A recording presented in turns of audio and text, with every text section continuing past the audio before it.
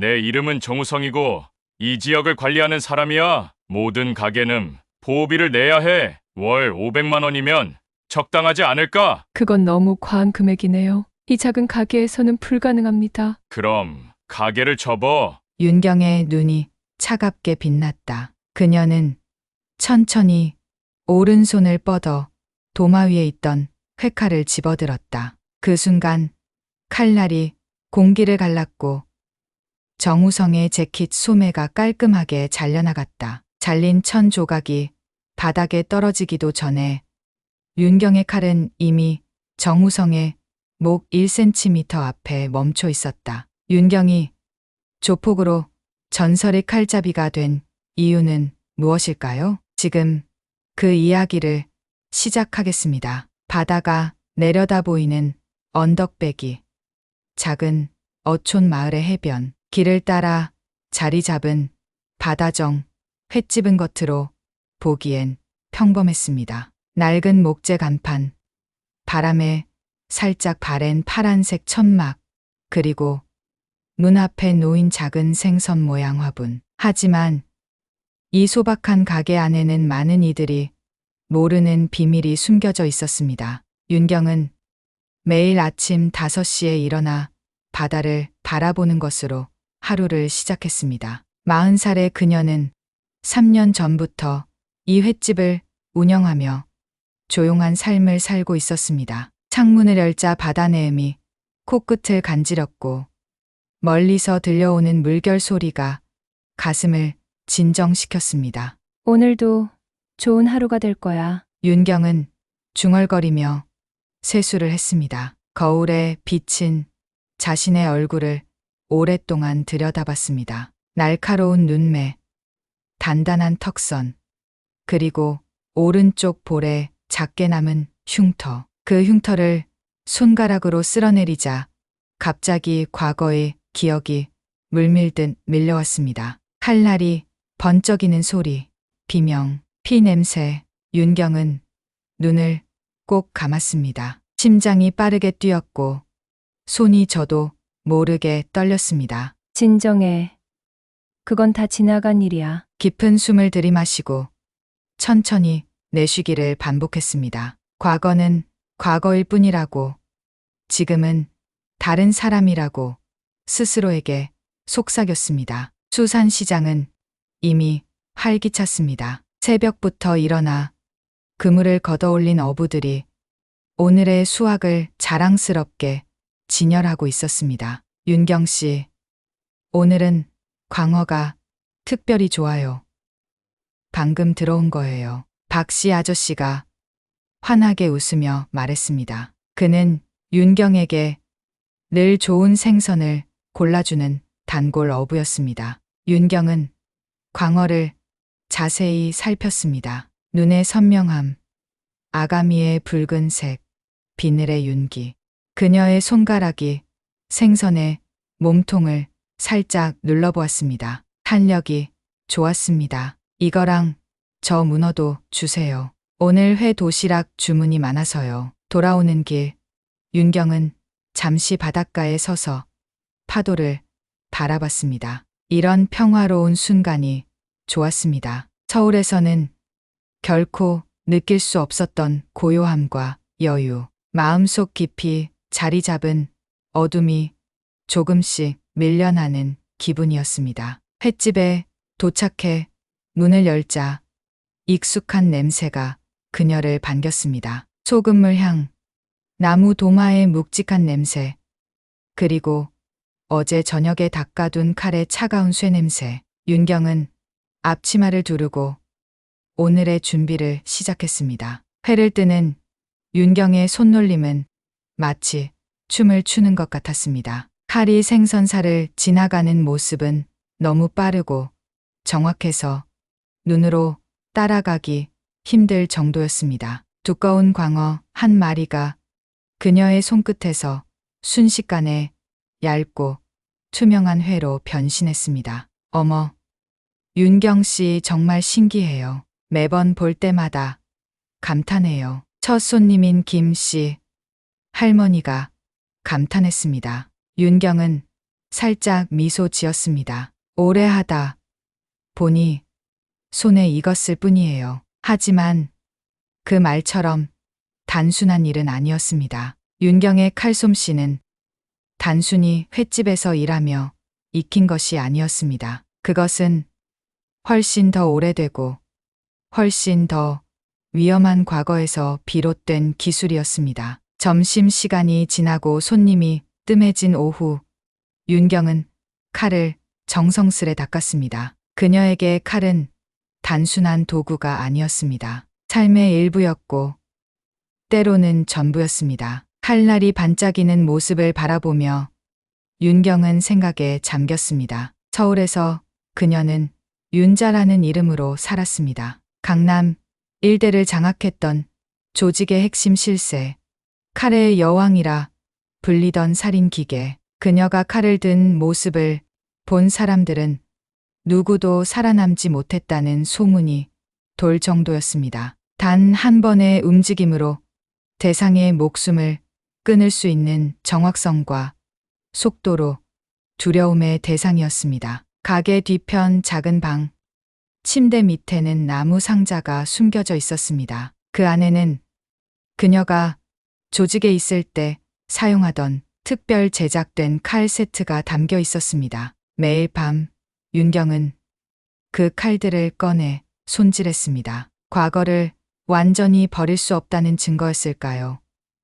아니면 언제든 돌아갈 수 있다는 안전장치였을까요? 윤경 자신도 정확히 알 수 없었습니다.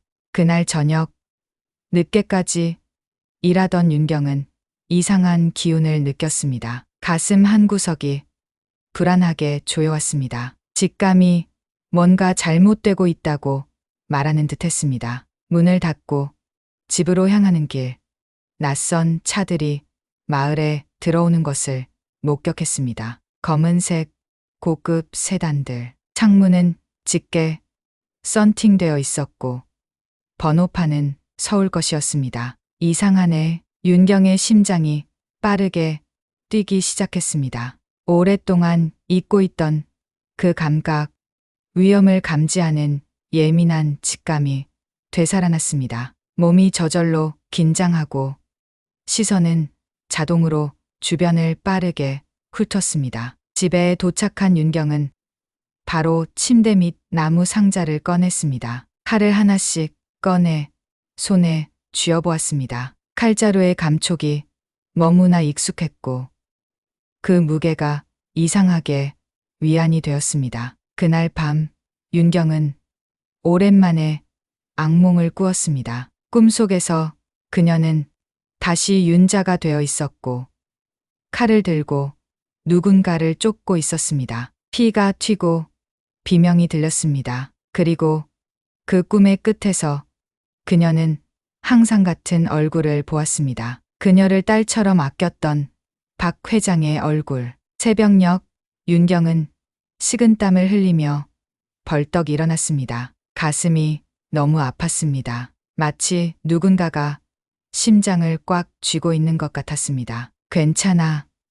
다 꿈이야. 다 꿈이었어. 하지만 그녀의 본능은 이것이 단순한 꿈이 아니라고 말하고 있었습니다. 뭔가가 다가오고 있었습니다. 그리고 그것은 그녀의 평화로운 삶을 위협할 것이 분명했습니다. 다음 날 아침 횟집을 열기 위해 도착한 윤경은 눈앞에 낯선 명함이 놓여 있는 것을 발견했습니다. 검은색 바탕에 금색으로 새겨진 글자. 혜성그룹 정우성 이사. 그 순간 윤경의 가슴이 철렁 내려앉았습니다. 혜성그룹, 서울에서도 악명 높은 조직의 위장 회사였습니다. 그들이 왜 이 작은 마을에 온 걸까요? 그리고 그들이 자신을 찾아온 것일까요? 명함을 집어든 윤경의 손이 미세하게 떨렸습니다. 머릿속에서는 빠르게 생각들이 교차했습니다. 도망갈까? 싸울까? 아니면 숨을까? 오랜 시간 동안 쌓아온 평화로운 일상이 한순간에 무너질지도 모른다는 두려움이 엄습했습니다. 윤경은 깊은 숨을 들이마셨습니다. 아니, 이번에는 도망가지 않을 것입니다. 이제 이곳은 그녀의 집이고 이 횟집은 그녀의 전부였습니다. 윤경은 명함을 주머니에 넣고 횟집 문을 열었습니다. 오늘도 변함없이 회를 뜨고 손님들을 맞이할 것입니다. 하지만 이제 그녀는 알았습니다. 조만간 그녀의 칼솜씨는 생선이 아닌 다른 곳에 쓰일지도 모른다는 것을. 그리고 그때가 오면 칼의 여왕 윤자가 다시 돌아올 것입니다. 새벽 4시 윤경은 악몽에서 깨어났습니다. 또 그 꿈이었습니다. 피로 얼룩진 칼,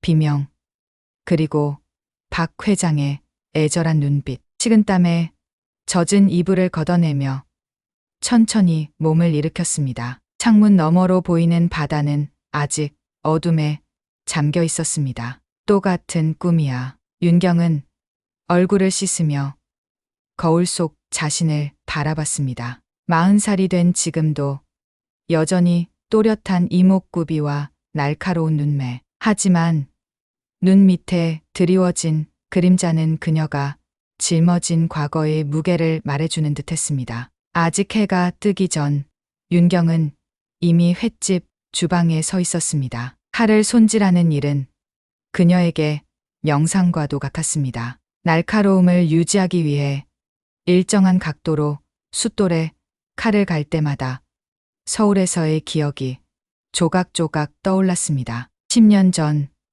그녀는 윤자라는 이름으로 강남 일대에서 두려움의 대상이었습니다. 칼의 여왕이라 불리며 박 회장의 오른팔로 활동했죠. 그녀의 칼솜씨는 예술에 가까웠고 그 치명적인 아름다움은 조직 내에서도 전설이었습니다. 윤경의 손이 잠시 멈췄습니다. 까만 눈동자 속에 슬픔이 깃들었습니다. 그 시절로 돌아가고 싶지 않았습니다. 하지만 혜성 그룹의 명함은 그녀의 과거가 결코 그녀를 놓아주지 않을 것임을 말해주고 있었습니다. 윤경 씨, 오늘도 일찍 오셨네요. 문이 열리며 김 씨 할머니가 들어왔습니다. 마을에서 가장 이른 손님인 그녀는 항상 새벽 회를 지렸습니다. 윤경은 급히 감정을 추스르며 미소 지었습니다. 네, 할머니, 오늘은 광어가 특별히 좋아요. 그런데 윤경 씨, 어제 마을에 낯선 차들이 많이 들어왔다면서요? 뭔가 불길한 예감이 들어서 일부러 일찍 왔어요. 윤경의 손이 미세하게 떨렸습니다. 김 씨, 할머니의 말은 그녀의 불안을 더 키웠습니다. 걱정 마세요. 그냥 관광객들일 거예요. 말은 그렇게 했지만 윤경의 마음은 이미 경계 태세였습니다. 혜성그룹, 그녀가 서울에 있을 때도 악명 높았던 조직이었습니다. 박 회장의 조직과 늘 경쟁 관계에 있었던 그들이 왜 이 작은 마을에 왔을까요? 설마 자신을 찾아온 걸까요? 김 씨, 할머니가 떠난 후 윤경은 창고로 향했습니다. 바닥 널빤지 하나를 들어올리자 작은 금고가 모습을 드러냈습니다. 암호를 입력하고 금고를 열자 그 안에는 사진 한 장, 휴대폰 한 대, 그리고 붉은색 비단 천에 쌓인 물건이 있었습니다. 사진 속에는 젊은 윤경과 50대의 남자가 있었습니다. 박 회장, 그녀를 발굴하고 키우고 때로는 아버지처럼 보호해준 사람. 하지만 동시에 그녀를 칼의 여왕으로 만든 장본인이기도 했습니다. 윤경은 천천히 비단천을 풀었습니다. 그 안에는 특별히 제작된 칼이 있었습니다. 손잡이에는 용 문양이 새겨져 있었고 칼날은 푸른 빛이 감돌았습니다. 박 회장이 그녀의 25번째 생일에 선물한 칼이었습니다. 이제 내가 조직의 핵심이야, 윤자. 그날 박 회장의 말이 귓가에 울렸습니다. 윤경의 눈에서 뜨거운 것이 흘러내렸습니다. 후회, 그리움, 두려움이 뒤섞인 감정이 가슴을 조여왔습니다. 금고를 다시 닫고 가게로 돌아온 윤경은 차분히 오늘의 준비를 시작했습니다. 하지만 내면에선 이미 폭풍이 일고 있었습니다. 점심시간, 갑자기 문이 열리고 낯선 남자 셋이 들어왔습니다. 깔끔한 정장 차림이었지만 그들의 눈빛과 자세에서 위험한 기운이 느껴졌습니다. 윤경의 심장이 빠르게 뛰기 시작했습니다. 여기가 바다정이죠? 선두에 선 남자가 물었습니다. 윤경은 담담한 표정을 유지하려 노력했습니다. 네, 맞습니다. 어서 오세요. 남자는 천천히 가게 안을 둘러보았습니다. 그의 눈이 윤경의 손에 들린 회칼에 잠시 머물렀습니다. 제 이름은 정우성입니다. 어제 명함을 두고 갔었죠. 윤경의 등줄기로 차가운 기운이 흘렀습니다. 그녀의 예감이 맞았습니다. 이들은 단순한 손님이 아니었습니다. 네, 받았습니다. 무슨 일로 오셨나요? 정우성은 천천히 테이블에 앉으며 미소 지었습니다. 그 미소가 왠지 불편하게 느껴졌습니다. 회 한 접시 주세요. 그리고 대화 좀 나눌 수 있을까요? 윤경은 말없이 주방으로 향했습니다. 손에 든 칼이 그 어느 때보다 무겁게 느껴졌습니다. 그녀는 광어를 손질하기 시작했습니다. 평소보다 더 정확하고 더 빠르게, 마치 자신의 실력을 보여주듯이. 회를 접시에 담아 정우성 앞에 내려놓자 그는 감탄의 표정을 지었습니다. 와, 정말 솜씨가 대단하네요. 어디서 배우셨어요? 윤경은 무표정하게 대답했습니다. 오래 했어요. 그냥 자연스럽게 익혔습니다. 정우성은 천천히 회를 집어먹으며 윤경을 관찰했습니다. 그의 눈빛이 마치 그녀의 가면을 벗기려는 듯했습니다. 혹시 서울에서 오셨나요? 그 질문에 윤경의 심장이 한순간 멈춘 것 같았습니다. 입 안이 바싹 말랐습니다. 아니요. 전라도 출신입니다. 거짓말이 자연스럽게 흘러나왔습니다. 과거 조직에서 단련된 습관이었습니다. 정우성은 의미심장한 미소를 지었습니다. 그러시군요. 왠지 어디서 본 것 같아서요. 식사를 마친 그는 지갑에서 돈을 꺼내 테이블에 올려놓았습니다. 평범한 고객처럼 보였지만 그가 일어서며 한 말은 윤경의 가슴을 철렁 내려앉게 했습니다. 참, 박 회장님께 안부 전해주세요. 그분도 아직 건강하시겠죠? 윤경은 그 자리에 얼어붙었습니다. 숨이 막힐 것 같았습니다. 정우성은 알고 있었습니다. 그녀의 정체를, 그녀의 과거를. 하지만 어떻게? 정우성과 그의 부하들이 나간 후 윤경은 힘없이 의자에 주저앉았습니다. 손이 떨려왔고 가슴은 터질 듯이 뛰었습니다. 그들은 분명 그녀를 감시하고 있었습니다. 어쩌면 오랫동안. 윤경의 머릿속에 과거의 기억이 홍수처럼 밀려왔습니다. 15년 전 25살의 윤경은 강남의 한 클럽에서 일하고 있었습니다. 어린 시절부터 고아원에서 자란 그녀에게 세상은 냉혹했고 살아남기 위해선 강해져야 했습니다. 그날 밤 클럽에서 싸움이 벌어졌습니다. 윤경은 자신을 괴롭히던 손님에게 깨진 맥주병으로 대항했고 그 손님은 중상을 입었습니다. 그 광경을 지켜보던 박 회장이 그녀에게 접근했습니다. 네, 그 담력과 정확한 손놀림이 마음에 들어. 나와 함께 일하지 않을래? 그것이 시작이었습니다. 박 회장은 그녀에게 칼 다루는 법을 가르쳤고 점차 윤경은 조직의 핵심으로 성장했습니다. 그녀의 손에 피가 묻기 시작한 것도 그때부터였습니다. 윤경은 깊은 한숨을 내쉬었습니다. 과거는 결코 그녀를 놓아주지 않을 것 같았습니다. 혜성그룹의 등장은 분명 그녀에게 위험을 의미했습니다. 하지만 왜? 박 회장과 무슨 일이 있었던 걸까요? 그날 밤 윤경은 오랫동안 사용하지 않았던 휴대폰을 켰습니다. 비밀번호를 입력하자 수십 개의 부재중 전화와 메시지가 표시되었습니다. 모두 박 회장에게서 온 것이었습니다. 가장 최근 메시지를 열었습니다. 윤자야, 위험해. 혜성에서 너를 찾고 있어. 조심해. 메시지는 일주일 전에 보내진 것이었습니다. 윤경의 손이 떨렸습니다. 가슴 한구석이 무너져 내리는 느낌이었습니다. 전화번호를 눌렀지만 연결음만 계속될 뿐 아무도 받지 않았습니다. 불안감이 점점 커져갔습니다. 박 회장에게 무슨 일이 생겼을까요?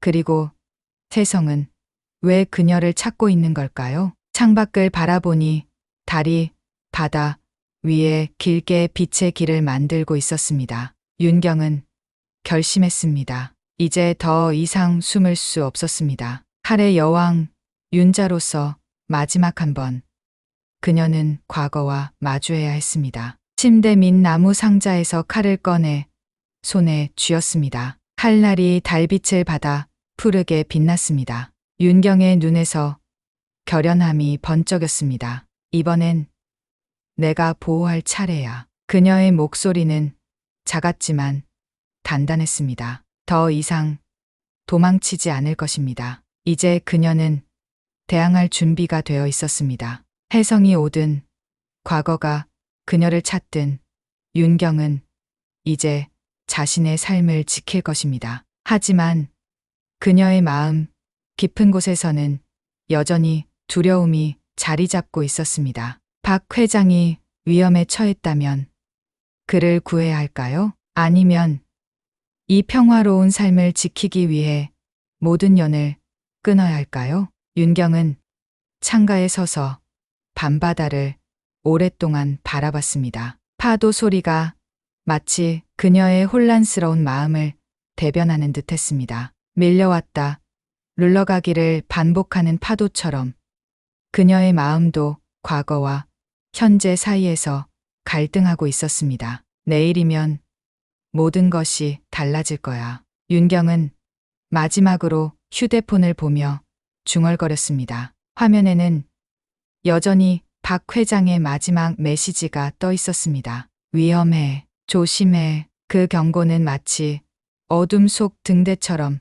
그녀에게 다가오는 폭풍을 알리고 있었습니다. 다음 날 아침 윤경은 평소보다 일찍 바다정을 열었습니다. 밤새 제대로 잠을 이루지 못했고 불안한 마음에 새벽부터 가게에 나와 칼을 손질했습니다. 손놀림은 여전히 정확했지만 마음은 물결처럼 출렁이고 있었습니다. 창밖으로 마을이 서서히 깨어나는 모습이 보였습니다. 어부들이 바다로 나가고 가게들이 하나둘 문을 열고 아이들이 학교로 향하는 평범한 아침 풍경. 윤경은 이 평화로운 일상이 얼마나 더 지속될 수 있을지 걱정스러웠습니다. 어제 그 차들 아직도 마을에 있더라고. 새벽부터 찾아온 김씨 할머니가 차를 마시며 말했습니다. 할머니의 눈빛에는 걱정이 가득했습니다. 무슨 차요? 윤경은 아무것도 모르는 척 물었습니다. 검은 외제차들. 어제는 어시장 근처에서도 보였어. 낯선 사람들이 가게마다 돌아다니는 것 같더라고. 윤경의 손이 미세하게 떨렸습니다. 정우성과 그의 부하들이 마을을 조사하고 있다는 의미였습니다. 아마도 그녀뿐만 아니라 다른 목적도 있을 것입니다. 혜성그룹은 새로운 영역을 확장하려는 것 같았습니다. 걱정 마세요, 할머니. 그냥 관광객들일 거예요. 윤경은 미소를 지으려 했지만 입꼬리가 경직되었습니다. 김 씨, 할머니는 고개를 저었습니다. 관광객 같지 않았어. 뭔가 위험한 느낌이 들더라고. 할머니의 말이 끝나기도 전에 바다정의 문이 열렸습니다. 마을에서 작은 슈퍼마켓을 운영하는 박씨 아저씨가 헐레벌떡 뛰어들어왔습니다. 그의 얼굴은 공포로 일그러져 있었습니다. 윤경 씨, 마을에 큰일 났어요. 윤경은 즉시 긴장했습니다. 등골이 서늘해지는 느낌이 들었습니다. 무슨 일이세요? 낯선 사람들이 마을 상인들을 협박하고 다녀요. 무슨 보호비라나 내야 한다면서요. 어제는 해변 식당에서 주인이 거부하자 가게를 다 부숴놨대요. 윤경의 가슴이 철렁 내려앉았습니다. 정우성과 혜성그룹은 단순히 그녀를 찾는 것이 아니었습니다. 이 평화로운 마을 전체를 장악하려는 것이었습니다. 다들 어떻게 하고 있어요? 윤경이 물었습니다. 대부분 겁에 질려서 돈을 내고 있어요. 경찰에 신고해도 소용없대요. 그들이 경찰서까지 손을 뻗쳤나 봐요. 윤경의 눈빛이 변했습니다. 더 이상 조용한 횟집 사장의 눈빛이 아니었습니다. 그녀의 안에 숨어있던 칼의 여왕이 서서히 깨어나고 있었습니다. 얼마나 많은 사람들이에요?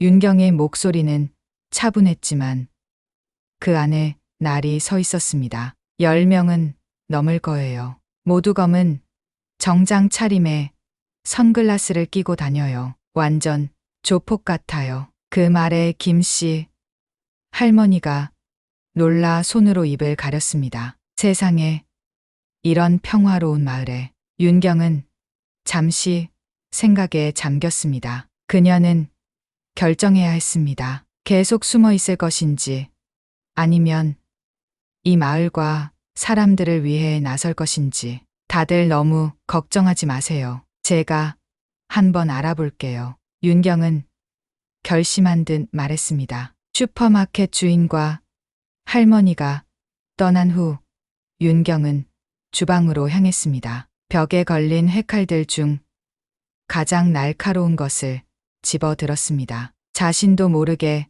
예전처럼 칼을 쥐는 손놀림이 되살아났습니다. 마치 오래된 습관처럼 자연스럽게. 그때 바다정의 문이 다시 열렸습니다. 정우성이 4명의 부하들과 함께 들어왔습니다. 그들의 표정은 어제보다 더 위협적이었고 자세는 더 오만했습니다. 윤 사장님, 오늘도 영업 중이시네요. 정우성이 비웃듯 말했습니다. 윤경은 칼을 손에 든 채 그들을 마주했습니다. 손님으로 오셨나요? 아니면 다른 용건이 있으신가요? 정우성은 천천히 가게 안을 둘러보았습니다. 그의 눈길이 벽에 걸린 칼들을 향했습니다. 사실 우리가 이 마을에 온 것은 사업 확장 때문이에요. 이 해안가 전체를 개발할 계획이거든요. 그런데 그러려면 먼저 이 지역을 정리해야 하고. 정리라뇨? 윤경이 냉정하게 물었습니다. 모든 가게가 우리에게 일정 금액의 보호비를 내야 한다는 거죠. 안전을 위해서요. 정우성의 목소리는 부드러웠지만 그 안에는 명백한 위협이 담겨 있었습니다. 윤경은 마음속으로 불이 치솟는 것을 느꼈습니다. 평화롭게 살아가는 마을 사람들을 위협하는 그들의 모습이 너무 역겨웠습니다. 그런데 왜 하필 이 마을인가요? 윤경이 물었습니다. 그녀는 이미 답을 알고 있었지만 정우성의 입에서 직접 듣고 싶었습니다. 정우성은 의미심장한 미소를 지었습니다. 여러 이유가 있죠. 개발 가능성도 높고, 그리고 무엇보다 여기에 특별한 분이 계시다고 들어서요. 윤경의 심장이 빠르게 뛰기 시작했습니다. 정우성이 그녀의 정체를 정확히 알고 있다는 사실이 분명해졌습니다. 누구 말씀이신지 윤경은 여전히 침착함을 유지하려 노력했습니다. 아, 잘 아시잖아요. 칼의 여왕 윤자 씨. 그 말에 윤경의 온몸에 전율이 흘렀습니다. 10년 동안 숨겨온 정체가 드러나는 순간이었습니다. 벽에 기대어 있던 정우성의 부하들이 일제히 자세를 바로 했습니다. 눈에 보이지 않게 그들의 손이 재킷 안쪽으로 움직였습니다. 뭘 원하시는 거죠? 윤경의 목소리가 차갑게 변했습니다. 정우성은 천천히 다가와 윤경의 눈을 똑바로 쳐다봤습니다. 박 회장님이요. 그분이 어디 계신지 알려주셨으면 해요. 윤경의 표정이 굳었습니다. 박 회장에 대한 언급은 예상치 못했습니다. 모르겠는데요. 저는 3년 전부터 여기서 횟집만 하고 있어요. 거짓말 마세요. 윤자 씨. 우리는 당신이 박 회장님의 오른팔이었다는 것을 알아요. 그분이 숨어 있는 곳을 당신이 모를 리 없죠. 윤경은 혼란스러웠습니다. 박 회장이 숨어 있다니? 그녀가 받은 메시지에는 그녀가 위험하다고 했지. 박 회장 자신이 위험하다고는 하지 않았습니다. 정말 모릅니다. 박 회장님과는 3년 전에 연을 끊었어요. 정우성의 눈이 위험하게 빛났습니다. 그럼 우리가 찾아야겠네요. 그런데 찾는 과정에서 이 마을이 좀 시끄러워질 수도 있겠어요. 그 말에 윤경의 분노가 폭발 직전에 이르렀습니다. 박 회장을 찾기 위해 마을 사람들을 위협한다니 절대 용납할 수 없었습니다. 그러지 마세요. 마을 사람들은 아무 상관없어요. 윤경의 목소리에 간절함이 묻어났습니다. 정우성은 천천히 고개를 저었습니다. 상관 있고 없고는 우리가 결정할 문제죠. 그리고 당신이 협조적이지 않으면 우리는 더 강한 방법을 쓸 수밖에 없어요. 그 순간 윤경의 인내심이 한계에 달했습니다. 그녀의 손에 든 회칼이 번쩍였습니다. 너무 빨라서 눈으로 따라가기 힘들 정도였습니다. 칼날이 정우성의 넥타이를 스치듯 지나갔고 잘린 넥타이 끝이 바닥에 떨어졌습니다. 방 안의 공기가 얼어붙었습니다. 정우성의 부하들이 재킷 안에서 무언가를 꺼내려 했지만 정우성이 손을 들어 그들을 제지했습니다. 역시 소문대로군요. 칼의 여왕의 솜씨는 정말 대단해요. 정우성의 목소리는 떨리고 있었지만 그는 여전히 미소를 유지했습니다. 윤경은 칼을 단단히 쥐고 있었습니다. 그녀의 눈에는 살기가 서려 있었습니다. 마을 사람들을 건드리지 마세요. 당신들이 원하는 건 저잖아요. 정우성은 천천히 뒤로 물러섰습니다. 아니요. 우리가 원하는 건 박 회장님이에요. 당신은 그저 그분을 찾기 위한 수단일 뿐이죠. 윤경은 혼란스러웠습니다. 왜 혜성그룹이 갑자기 박 회장을 찾고 있는 걸까요? 3년 전 그녀가 조직을 떠날 때만 해도 두 조직은 팽팽한 균형을 유지하고 있었습니다. 오늘은 여기까지 하죠. 하지만 곧 다시 올 거예요. 정우성이 말했습니다. 그때까지 잘 생각해 보세요. 박 회장님의 위치를 알려주면 당신과 이 마을 사람들에게 해가 가지 않을 테니까요. 정우성과 그의 부하들이 떠난 후 윤경은 힘없이 의자에 주저앉았습니다. 심장이 격렬하게 뛰었고 손은 여전히 떨리고 있었습니다. 오랜만에 느껴보는 전투의 긴장감이 온몸을 휩쓸고 지나갔습니다. 지금 상황은 그녀 혼자서는 감당하기 어려워 보였습니다. 혜성그룹의 인원은 계속 늘어날 것이고 그들은 마을 전체를 공포에 빠뜨릴 것입니다. 그리고 그 모든 이유가 박 회장 때문이라니. 윤경은 어쩔 수 없이 다시 그 휴대폰을 켰습니다. 박 회장에게 전화를 걸었지만 여전히 연결되지 않았습니다. 대신 그녀는 짧은 메시지를 남겼습니다. 회장님, 해성에서 당신을 찾고 있어요. 그들이 마을 사람들을 위협하고 있어요. 제발 연락 주세요. 메시지를 보낸 후 윤경은 깊은 고민에 빠졌습니다. 박 회장을 찾아 나서야 할까요? 아니면 이 마을과 사람들을 지키기 위해 싸워야 할까요? 그녀의 눈앞에 김 씨, 할머니의 걱정스러운 얼굴, 박 씨 아저씨의 공포에 질린 표정, 그리고 매일 아침 반갑게 인사하던 아이들의 웃는 모습이 스쳐 지나갔습니다. 이 마을은 이미 그녀의 집이 되어 있었고 이곳 사람들은 그녀의 가족과도 같았습니다. 윤경은 결심했습니다. 그녀는 더 이상 도망치지 않을 것입니다. 이제 그녀는 자신의 삶과 이 마을을 지키기 위해 싸울 것입니다. 비록 그것이 칼의 여왕 윤자로 돌아가는 것을 의미한다 해도. 창밖으로 어두워지는 하늘이 보였습니다. 폭풍이 다가오고 있었습니다. 마치 그녀의 앞날을 예고하듯이.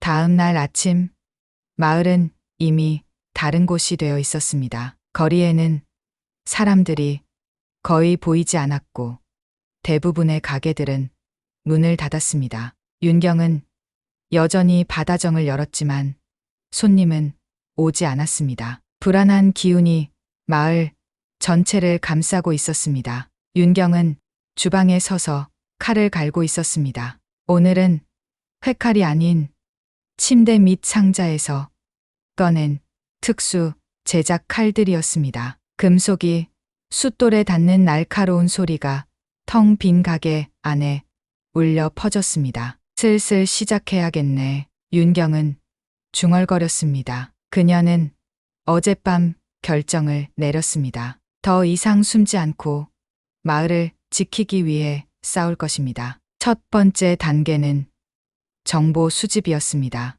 해성그룹이 얼마나 많은 인원을 보냈는지, 그들의 거점은 어디인지 알아야 했습니다. 윤경은 가게 문을 잠그고 평범한 주민처럼 보이기 위해 편안한 옷으로 갈아입었습니다. 하지만 옷 속에는 2개의 칼을 숨겼습니다. 예전처럼 칼의 감촉이 익숙하게 느껴졌습니다. 마을을 걷는 동안 윤경은 여러 변화를 눈치챘습니다. 해변가, 식당은 창문이 깨져 있었고 작은 잡화점은 문이 부서져 있었습니다. 해성의 사람들이 이미 보호비를 요구하고 다녔던 흔적이었습니다. 윤경 씨, 누군가 작게 불렀습니다. 돌아보니 슈퍼마켓을 운영하는 박 씨 아저씨가 가게의 뒷문으로 그녀를 부르고 있었습니다. 빨리 들어오세요. 밖은 위험해요. 윤경은 주변을 살피고 슈퍼 뒷문으로 들어갔습니다. 안에는 마을 상인 5~6명이 모여 있었습니다. 모두 지친 표정이었고 일부는 얼굴에 멍이 들어 있었습니다. 어젯밤에 그 사람들이 다시 왔어요. 박 씨 아저씨가 떨리는 목소리로 말했습니다. 보호비를 내지 않으면 가게를 부수고 사람들을 때린대요. 이미 몇 가게는. 윤경의 가슴이 조여왔습니다. 그녀 때문에 마을 사람들이 고통받고 있다는 생각에 괴로웠습니다. 몇 명이나 왔나요? 윤경이 물었습니다. 적어도 20명은 넘을 거예요. 모두 검은 정장에 무기를 가진 것 같았어요. 과일 가게 주인이 대답했습니다. 윤경은 고민했습니다. 20명은 혼자 상대하기에는 많은 숫자였습니다. 하지만 그녀에게는 경험과 기술이 있었습니다. 그들의 거점을 아시나요? 어디서 지내고 있는지요? 해변 쪽 큰 펜션을 통째로 빌린 것 같아요. 다른 상인이 말했습니다. 밤에는 거기서 술 마시고 떠드는 소리가 들려요. 윤경은 고개를 끄덕였습니다. 이제 적의 위치를 알았으니 계획을 세울 수 있었습니다. 모두 집에 가세요. 문을 잠그고 밤에는 나오지 마세요. 윤경 씨, 뭐 하실 건가요?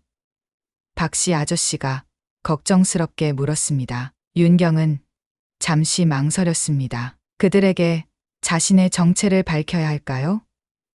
하지만 그것은 더 많은 위험을 불러올 수도 있었습니다. 제가 할 수 있는 일을 해볼게요. 걱정 마세요. 슈퍼를 나온 윤경은 곧장 해변 쪽으로 향했습니다. 멀리서 펜션을 살펴보니 검은색 차들이 여러 대 주차되어 있었습니다. 낮인데도 몇몇 남자들이 밖에서 담배를 피우고 있었습니다. 윤경은 펜션 주변을 조용히 살펴봤습니다. 출입구, 창문, 경비 위치, 모든 것을 머릿속에 그렸습니다. 예전의 감각이 서서히 되살아나는 것을 느꼈습니다. 갑자기 뒤에서 발소리가 들렸습니다. 윤경은 반사적으로 몸을 숨겼습니다. 정우성과 부하 둘이 그녀가 있던 곳으로 걸어오고 있었습니다. 오늘 밤 일괄적으로 처리하도록 해. 보호비를 내지 않는 가게는 모두 불을 질러버려. 정우성이 차갑게 지시했습니다. 윤경의 피가 얼어붙는 것 같았습니다. 그들은 마을 전체를 불태울 생각이었습니다. 순간 마음이 분노로 가득 찼습니다. 이대로 놔둘 수는 없었습니다. 펜션 주변을 충분히 살핀 후 윤경은 바다정으로 돌아왔습니다. 이제 계획이 필요했습니다. 혼자서 그들 모두를 상대할 수는 없었습니다. 도움이 필요했습니다. 윤경은 다시 휴대폰을 켰습니다. 아직도 박 회장에게서 연락은 없었습니다. 하지만 그녀에게는 다른 선택지가 있었습니다. 예전 조직에서 함께 일했던 몇몇 사람들, 그들 중 일부는 아직 그녀를 기억하고 도울 수도 있을 것입니다. 윤경이 연락처를 찾고 있을 때 갑자기 바다정의 문이 열렸습니다. 놀라서 고개를 들자 그녀의 눈앞에 익숙한 얼굴이 나타났습니다. 박 회장. 윤경의 심장이 멈출 것 같았습니다. 3살 더 먹어 100발이 늘었지만 여전히 위험 있는 모습이었습니다. 깊은 주름 사이로 똑같은 예리한 눈빛이 느껴졌습니다. 윤자야, 오랜만이구나. 그 목소리를 듣는 순간 윤경의 눈에서 뜨거운 것이 흘러내렸습니다. 그동안 억눌러왔던 감정들이 한꺼번에 터져 나왔습니다. 회장님, 어떻게? 박 회장은 천천히 가게 안으로 들어와 문을 닫았습니다. 그의 뒤로는 아무도 없었습니다. 그는 혼자 왔습니다. 내 메시지를 받았어. 내가 숨어 있던 곳에서 바로 출발했지. 윤경은 말을 잇지 못했습니다. 너무 많은 질문이 머릿속을 맴돌았습니다. 박 회장은 그녀의 혼란스러운 표정을 읽고 천천히 이야기를 시작했습니다. 1년 전 혜성과 우리 사이에 큰 전쟁이 있었어. 우리가 이기긴 했지만 대가가 컸지. 그래서 나는 조직을 정리하고 은퇴하기로 했어. 윤경은 주방에서 차를 준비하며 박 회장의 이야기를 들었습니다. 그녀가 떠난 후 조직은 많은 변화를 겪었다고 합니다. 합법적인 사업으로 전환하는 과정에서 혜성과 충돌이 있었고 결국 박 회장은 모든 것을 후계자에게 넘기고 잠적했습니다. 하지만 혜성은 여전히 나를 원하고 있어. 내가 가진 정보 때문이지. 무슨 정보요? 윤경이 물었습니다. 혜성의 불법 거래 증거야. 내가 오랫동안 모아둔 거지. 일종의 보험이었어. 윤경은 갑자기 모든 것이 이해되기 시작했습니다. 혜성이 마을에 온 이유, 박 회장을 찾는 이유, 그리고 자신을 위협한 이유. 그럼 제가 위험하다고 보낸 메시지는 혜성이 널 통해 나를 찾으려 한다는 소식을 들었어. 너를 보호하고 싶었지. 박 회장의 목소리에 진심이 묻어났습니다. 윤경은 복잡한 감정에 휩싸였습니다. 기쁨, 안도, 그리고 두려움이 뒤섞였습니다. 그녀가 뭔가 말하려는 순간 밖에서 차 소리가 들렸습니다. 윤자야, 날 여기로 유인한 건 아니겠지. 박 회장의 눈이 가늘어졌습니다. 아니에요. 절대 아니에요. 윤경이 다급하게 말했습니다. 박 회장은 창문 너머를 살폈습니다. 검은 차 여러 대가 바다정 앞에 멈춰 서고 있었습니다. 정우성과 그의 부하들이 내리고 있었습니다. 혜성이군. 내 흔적을 따라온 것 같아. 윤경의 심장이 빠르게 뛰었습니다. 그녀는 즉시 행동에 나섰습니다. 앞치마를 벗고 벽에 걸린 칼들을 모았습니다. 그리고 박 회장에게 건넸습니다. 회장님, 뒷문으로 나가세요. 제가 시간을 벌게요. 박 회장은 미소 지었습니다. 아직도 날 보호하려 하는구나. 하지만 이번엔 내가 널 보호할 차례야. 그는 윤경이 건넨 칼을 받아들었습니다. 그 순간 마치 시간이 거꾸로 흐르는 듯 했습니다. 예전에 함께 싸웠던 기억들이 되살아났습니다. 함께 하자, 윤자야. 예전처럼.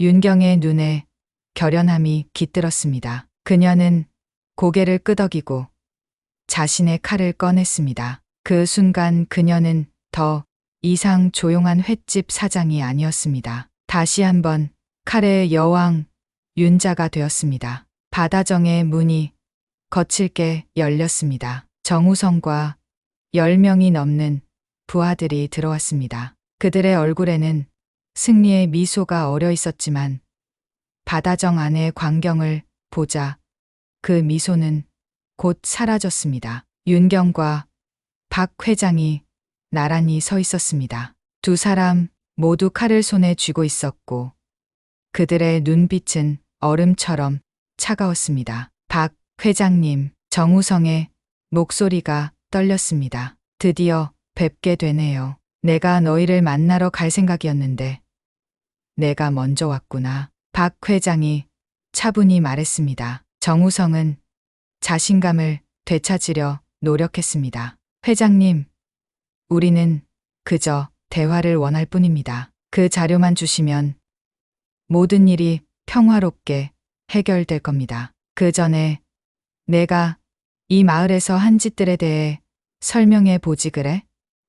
박 회장의 목소리에 분노가 묻어났습니다. 정우성은 부하들에게 눈짓했습니다. 그들은 서서히 가게 안으로 퍼져나갔습니다. 윤경은 그들의 움직임을 예리하게 관찰했습니다. 이미 머릿속으로 공격 순서를 계산하고 있었습니다. 회장님, 이렇게 될 필요 없습니다. 자료만 주시면. 정우성이 말했습니다. 그 순간 윤경의 눈이 반짝였습니다. 그녀의 손이 번개처럼 움직였고 칼이 공기를 가르며 정우성 옆에 서 있던 남자의 어깨를 스쳐 지나갔습니다. 남자의 재킷이 찢어지며 작은 권총이 바닥에 떨어졌습니다. 방 안의 공기가 순식간에 얼어붙었습니다. 다음은 손목이 될 거예요. 윤경의 목소리는 얼음장처럼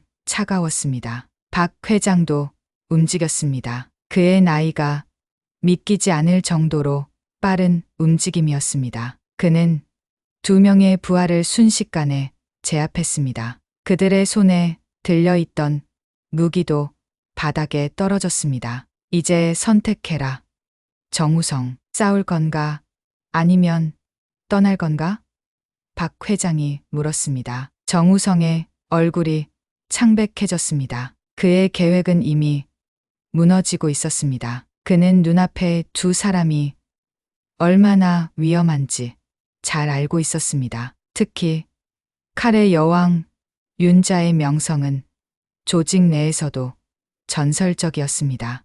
우리 잠시 물러나겠습니다. 하지만 이 일은 아직 끝나지 않았습니다. 정우성과 그의 부하들이 물러갔습니다. 윤경과 박 회장은 그들이 떠나는 것을 지켜보았습니다. 바다정의 문이 닫히자 윤경은 깊은 숨을 내쉬었습니다. 심장이 여전히 빠르게 뛰고 있었습니다. 오랜만에 느껴보는 전투의 긴장감이었습니다. 아직 실력이 녹슬지 않았구나. 박 회장이 미소 지으며 말했습니다. 윤경도 미소 지었습니다. 하지만 그 미소는 오래가지 않았습니다. 그녀는 창밖을 바라봤습니다. 정우성과 그의 부하들이 차에 오르는 모습이 보였습니다. 그들은 곧 더 많은 인원과 함께 돌아올 것이 분명했습니다. 그들이 곧 돌아올 거예요. 더 많은 인원과 함께. 윤경이 걱정스럽게 말했습니다. 박 회장은 고개를 끄덕였습니다. 알아. 하지만 이번엔 우리가 먼저 움직일 거야. 그의 눈빛에 결연함이 깃들었습니다. 윤경은 그 눈빛을 잘 알고 있었습니다. 박 회장은 이미 계획을 세우고 있었습니다. 윤자야, 이 마을을 지키고 싶니? 박 회장이 물었습니다. 윤경은 망설임 없이 고개를 끄덕였습니다. 네, 이곳은 제 집이에요. 그럼 마지막으로 한 번 더 나와 함께 싸워주겠니? 윤경의 눈에 결의가 번쩍였습니다. 그녀는 칼을 더 단단히 쥐었습니다. 네, 회장님, 끝까지 함께 하겠습니다. 두 사람의 시선이 마주쳤습니다. 그 순간 그들은 다시 한번 강남을 지배했던 조직의 수장과 그의 오른팔, 칼의 여왕으로 돌아갔습니다. 하지만 이번에는 다른 목적을 위해서였습니다. 이번에는 그들이 사랑하는 것을 지키기 위해서였습니다. 바다 너머로 어두운 구름이 몰려오고 있었습니다. 폭풍이 다가오고 있었지만 윤경과 박 회장은 이제 준비가 되어 있었습니다. 바다정의 창문 너머로 해가 뜨고 있었습니다. 윤경은 밤새 잠을 이루지 못했습니다. 박 회장과 함께 밤을 새워 계획을 세웠습니다. 정우성과 혜성그룹은 반드시 돌아올 것이었고 그때를 대비해야 했습니다. 이런 날이 올 줄은 몰랐어요. 윤경이 창밖을 바라보며 말했습니다. 박 회장은 차분히 차를 마시고 있었습니다. 그의 얼굴에는 피로가 묻어났지만 눈빛만은 여전히 날카로웠습니다. 인생은 늘 우리가 예상하지 못한 방향으로 흘러가는 법이지. 내가 이렇게 작은 마을에서 은퇴 생활을 할 줄 알았겠니? 윤경은 미소 지었습니다. 뜻밖의 재회였지만 박 회장의 존재는 그녀에게 묘한 안정감을 주었습니다. 오랜 시간 함께 싸웠던 믿음직한 동료가 곁에 있다는 것은 큰 힘이 되었습니다. 회장님, 혜성그룹이 가진 인원은 저희보다 훨씬 많아요. 둘이서 어떻게? 박 회장이 윤경의 말을 자르며 웃었습니다. 누가 둘이라고 했니? 그 순간 바다정 밖에서 차 소리가 들렸습니다. 윤경은 즉시 긴장했습니다. 칼을 집어들며 창문으로 향했습니다. 하지만 박 회장은 여유롭게 차를 마시고 있었습니다. 걱정 마라. 우리 사람들이야. 밖에는 검은색 SUV 세 대가 멈춰 서 있었습니다. 차에서 10명 남짓한 남자들이 내렸습니다. 모두 강인한 체격에 날카로운 눈빛을 가진 이들이었습니다. 조직은 해체했다면서요? 윤경이 놀라서 물었습니다. 공식적으로는 그래. 하지만 나에게 충성하는 사람들은 여전히 남아있지. 내가 메시지를 보내자마자 그들을 불렀어. 윤경의 가슴이 뭉클해졌습니다. 박 회장은 그녀의 메시지를 받자마자 달려왔고 심지어 믿을 수 있는 사람들까지 불러 모았습니다. 그것도 그녀와 이 마을을 지키기 위해서요. 고맙습니다, 회장님. 윤경의 목소리가 살짝 떨렸습니다. 박 회장은 따뜻한 미소를 지었습니다. 내가 여기서 평화롭게 살 수 있기를 바랐는데 내 일이 너에게까지 미쳤구나. 미안하다. 아니에요. 제가 선택한 삶이니까요. 박 회장이 데려온 사람들이 바다정으로 들어왔습니다. 그들 중 몇몇은 윤경이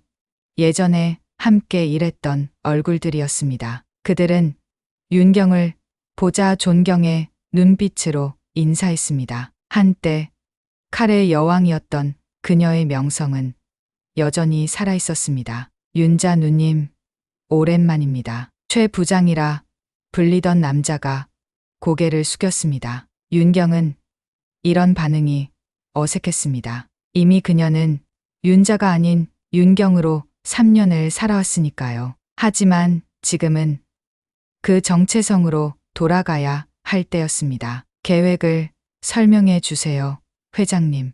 윤경이 말했습니다. 박 회장은 테이블 위에 지도를 펼쳤습니다. 마을 전체 지도였습니다. 그는 펜션 위치와 가능한 접근 경로를 표시했습니다. 정우성은 혜성의 3인자야. 그가 여기 온 것은 자료 회수뿐만 아니라 자신의 입지를 높이기 위해서이기도 해. 그러니 쉽게 물러서지 않을 거야. 최 부장이 덧붙였습니다. 정보에 따르면 그는 오늘 저녁 추가 인원 20명을 더 불렀다고 합니다. 총 40명 이상이 될 것으로 예상됩니다.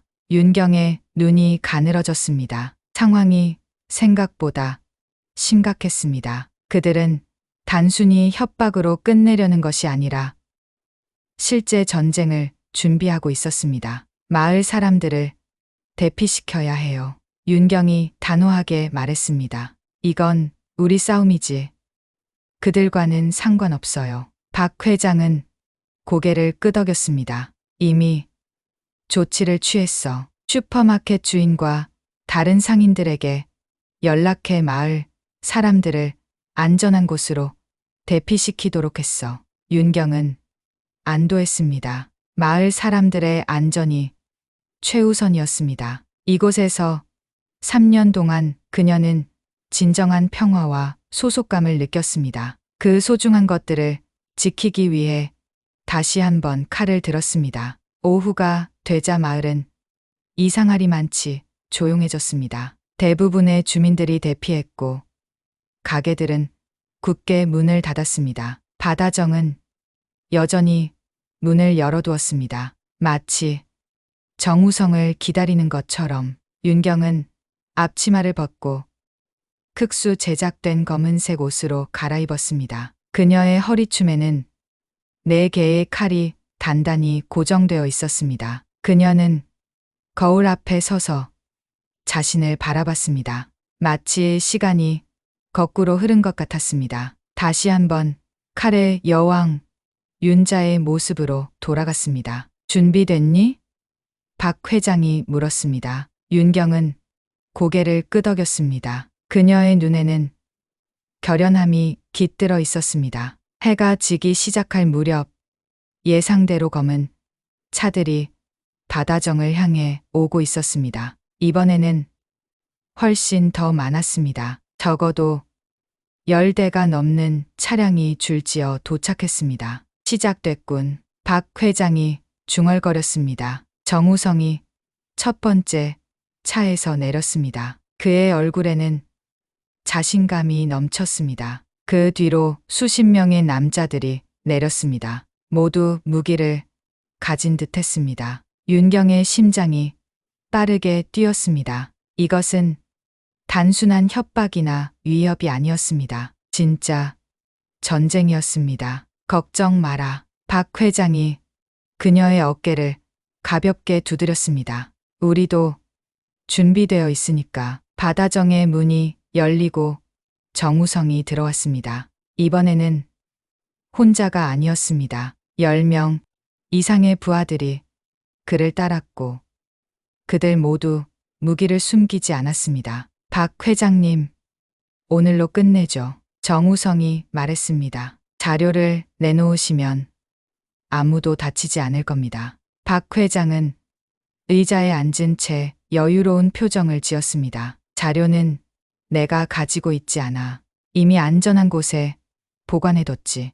정우성의 얼굴이 굳었습니다. 거짓말 마십시오. 당신이 항상 몸에 지니고 다닌다는 건 잘 알고 있습니다. 그렇다면 한번 찾아봐라. 박 회장의 목소리에 도전적인 기운이 서렸습니다. 정우성의 얼굴이 붉어졌습니다. 그는 부하들에게 손짓했습니다. 수색해. 윤경은 칼을 손에 쥔 채 긴장했습니다. 시선은 정우성과 그의 부하들을 빠르게 오갔습니다. 그녀는 머릿속으로 공격 순서를 계산하고 있었습니다. 그때 밖에서 갑자기 소란이 일었습니다. 총성과 함께 외침 소리가 들렸습니다. 뭐야?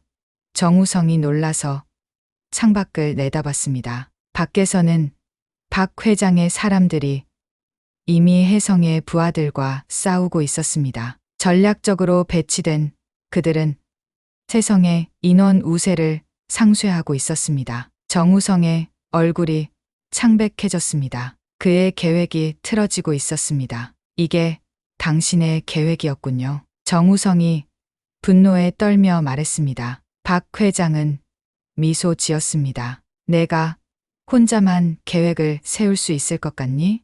정우성은 자신의 권총을 꺼내 박 회장을 향해 겨눴습니다. 그럼 계획을 바꿔야겠군요. 당신을 인질로 잡으면 자료는 자연히 따라올 테니까. 그 순간 윤경의 손이 번개처럼 움직였습니다. 칼이 공기를 가르며 정우성의 손을 향해 날아갔습니다. 칼은 정확히 권총을 쳐서 바닥에 떨어뜨렸습니다. 그런 짓은 안 돼요. 윤경의 목소리가 차갑게 울렸습니다. 정우성의 부하들이 일제히 윤경을 향해 달려들었습니다. 하지만 그녀는 이미 준비되어 있었습니다. 그녀의 움직임은 너무 빨라서 눈으로 따라가기 힘들 정도였습니다. 칼날이 공기를 가르는 소리만 들릴 뿐 몇 초 안에 3명의 부하가 쓰러졌습니다. 치명상은 아니었지만 더 이상 싸울 수 없을 정도의 부상이었습니다.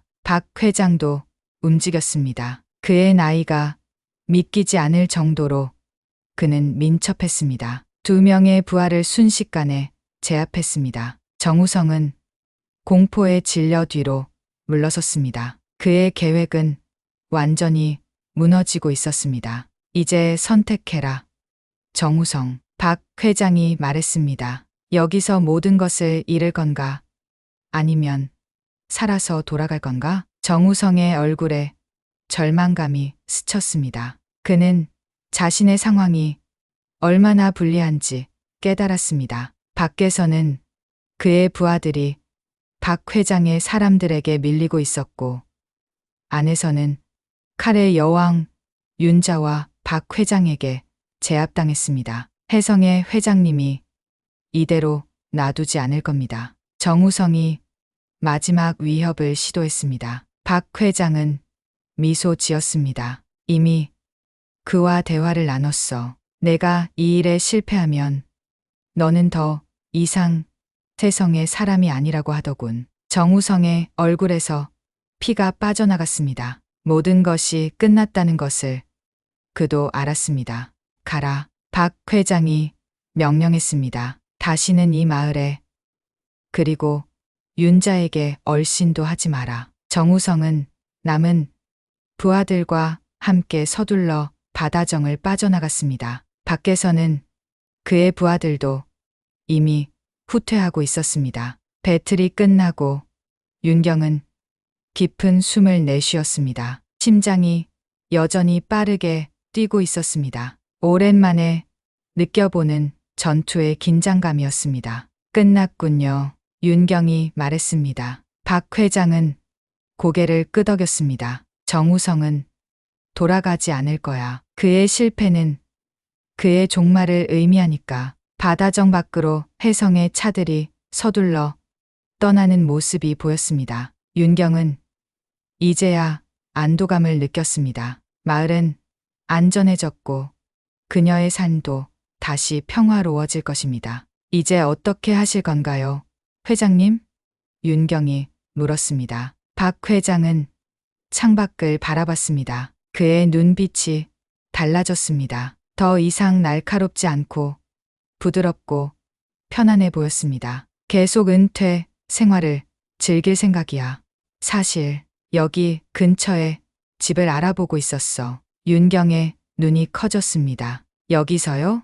그래. 이 평화로운 마을이 마음에 들었거든. 그리고 박 회장의 목소리가 부드러워졌습니다. 내 소중한 제자가 있는 곳이니까. 윤경의 눈에 눈물이 고였습니다. 그녀는 3년 전 모든 것을 뒤로하고 떠났지만 박 회장은 항상 그녀를 지켜보고 있었습니다. 그 따뜻한 배려가 그녀의 마음을 움직였습니다. 다음 날 아침, 마을은 다시 평화를 되찾았습니다. 주민들이 돌아오고 가게들은 다시 문을 열었습니다. 혜성그룹의 위협은 사라졌고 모두가 일상으로 돌아갔습니다. 윤경도 평소처럼 바다정을 열었습니다. 하지만 무언가 달라진 것이 있었습니다. 그녀는 더 이상 과거에 대한 두려움이나 죄책감을 느끼지 않았습니다. 그녀는